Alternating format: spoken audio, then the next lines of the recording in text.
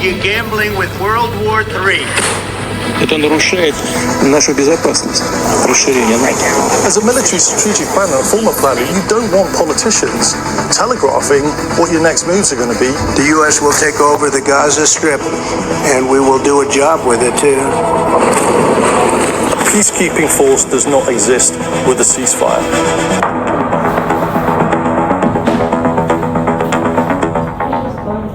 Hello, this is the Security Brief here on BBC News, and in the programme, the conflict between Israel and Iran continues to escalate, with air raid sirens blaring across cities inside both countries.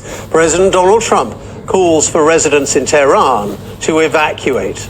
The United States is also sending its military might to the Middle East, with a second aircraft carrier on its way to the Arabian Sea, along with 5 destroyers.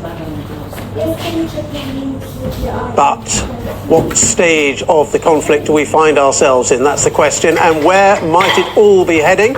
With me to discuss, as ever, is former senior officer and assault helicopter pilot in the British military, Mikey Kay. And as always, Mikey will deliver his brief as he would to his generals.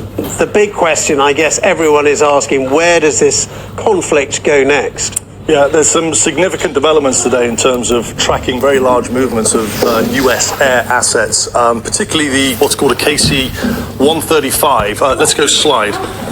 This is a KC-135. It's a tanker aircraft, so it's used to refuel fast jets, for example, heading onto a target.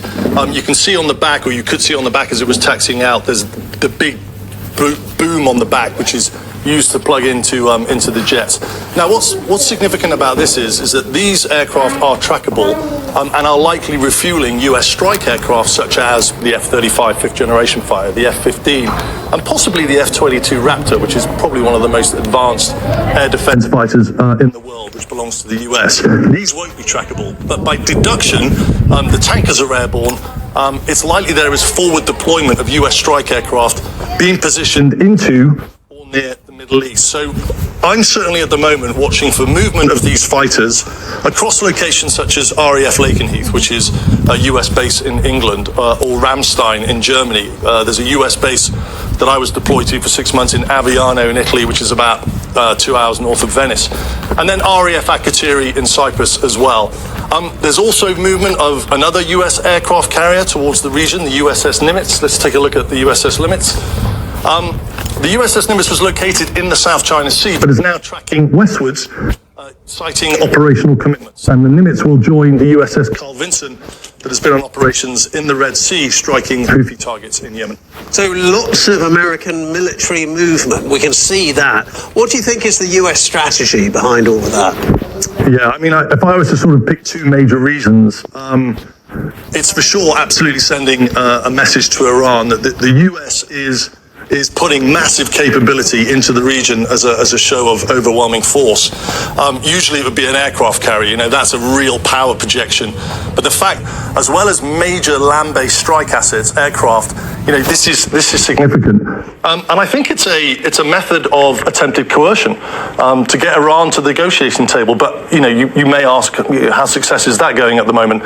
Well, Iran have already pulled out of the negotiations, which were approaching their 5th or 6th round, I believe. So, it's a big gamble, and whether it will work or not, whether it will de-escalate or not and bring people to the table, I think is the big question that's up for grabs.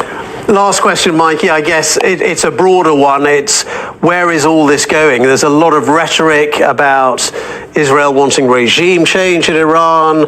Donald Trump may be getting America more directly involved with those bunker-busting bombs that you mentioned. Where is this heading, do you think? Yeah.